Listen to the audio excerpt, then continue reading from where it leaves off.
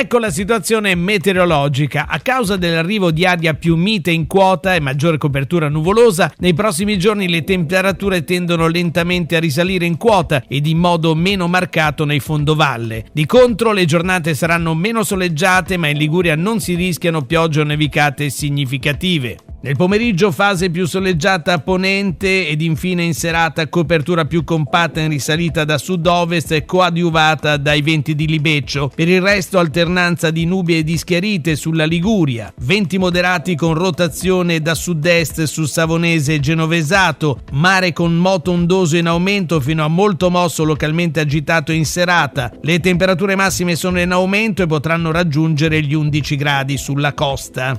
Per domani, venerdì 9 gennaio, la Limet prevede ancora una giornata caratterizzata da alternanza di nubi e fasi soleggiate, possibili deboli fenomeni sullo spezzino orientale a carattere nevoso sull'Appennino spezzino al di sopra dei 1000-1100 metri. Vento forte di libeccio con raffiche fino a 70-80 km/h sul Mar Ligure e sui capi esposti dell'Imperiese, moderati dai quadranti settentrionali altrove. Mare da molto mosso ad agitato, in particolare sul Levante, temperature in aumento sia nei valori minimi della notte che in quelli massimi.